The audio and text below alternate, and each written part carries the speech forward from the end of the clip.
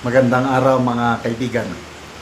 Bigyan natin ng opinion, reaction itong mga pahayag ni Attorney Rowena Guanzon tungkol sa kasunduan ni na President Bongbong Marcos Jr. and President Trump, yung 19-0. Okay, ito, mahina. Ito, post ng ang balita ngayon.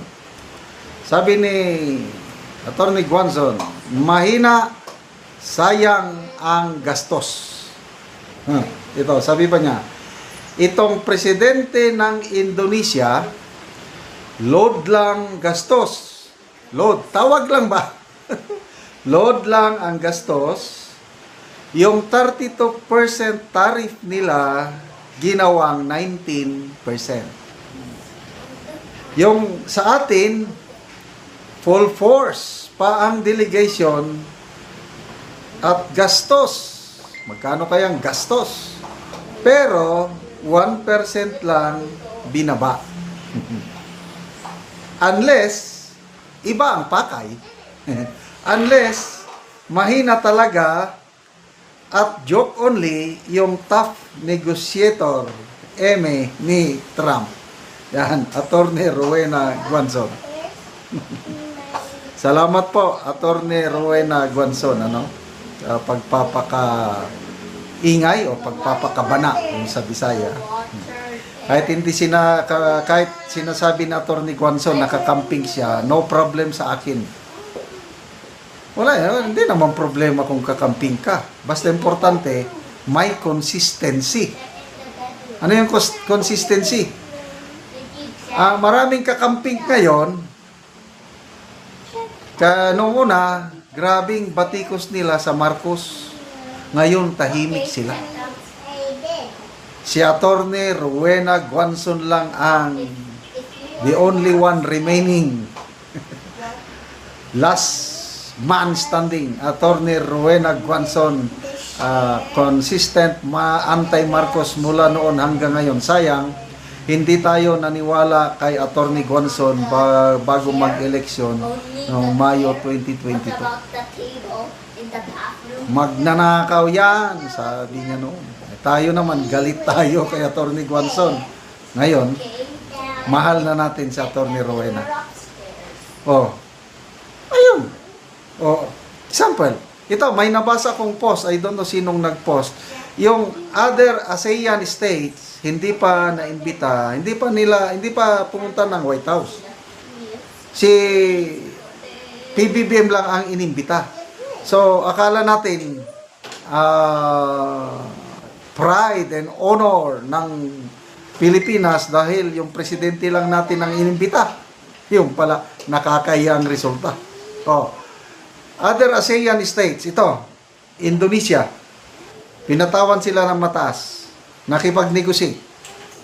Tawag lang, na ipababa.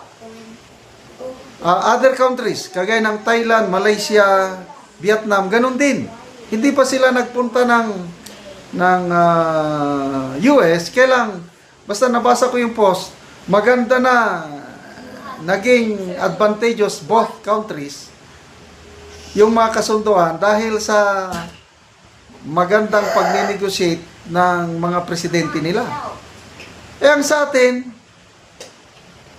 magkano ang gastos? Ilang araw sila doon. Nag-hotel na naman ng mamahalin, kumain ng mamahalin. Tapos 1% lang ang na-discount. Titawag na lang sana. Tapos ang masakit pa, 19-0. Kaya sabi ni Senator Lacson, it's the worst insult that will happen from a host country to his guest. Ang guest nila, binimbiti na nila ang ating Pangulo. Inimbiti na lang. Guest. Tapos ganon, 1% lang, tapos sila libre. Anong klase? So, tanong ni Attorney Rowena, unless iba ang pakay. Unless mahina talaga. Ano doon? Ano yung ibang pakay? Nagbasa ako sa mga comments kanina tungkol daw sa alam nyo na, yung nangyaring coke overdose at yung mga frozen assets. Yan, nabasa ko dito sa comments. Magbasa na lang tayo sa comments. Ang hina. Agree ba kayo? Mahina? Nabudol good tayo eh. Sayang, hindi tayo naniwala kay Tatay Digong natin. Weak leader yan. Tayo naman, wala lang. Nabudol na tayo eh. Bilib na bilib tayo. Kasi, akala ko noon, like father, like son eh. Ano yung father? Marcos Sr. Yung nabasa ko sa history. Nung una, yung US military bases sa Pilipinas, marami. Maluluwang ang area. Dahil sa strong, yung tough negotiator. Ang tough negotiator, si Marcos Sr. Itong junior, kabaliktaran. Si President Marcos Sr. natin noon, yung napakalawak na area ng US bases na kaya niyang napaliit. Tapos yung renta, nung una, halos walang renta, kakaunti, na kaya ng Marcos Sr. palaki ang renta nila. Kaya nung panahon ng Marcos Sr., isa tayo sa mga malalakas na armed forces nung una. Kung ano yung pinakabagong jet fighter ng US, meron tayo nung una. Kaya meron tayong Blue Diamond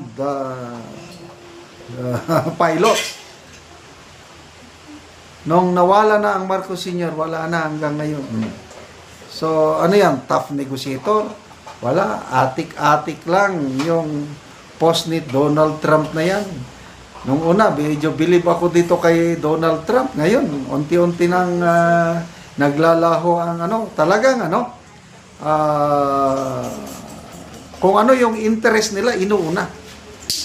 Interest natin, bali, wala sa kanila. Mga lang tayo, mga little brown brothers lang tayo sa kanilang paningin na handa tayong gamitin para sa kanilang kapakanan. Kailan yung kapakanan natin? I don't think so. Well, ulitin ko hindi ako galit sa Amerika o ano.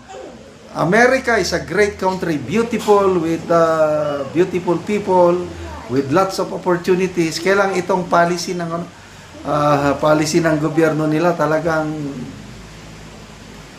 tayo, para tayong baliwala sa kanilang paningin. Kaya sabi ni Senator Lacson, it's time for us to look for other trading partners. Sino? China ba? Sige, awayin nyo pa ang China. Dikit pa kayo sa US na ito. Binabalahura tayo. Binubuli in terms of 19-0 na trade agreement. Anyway, salamat.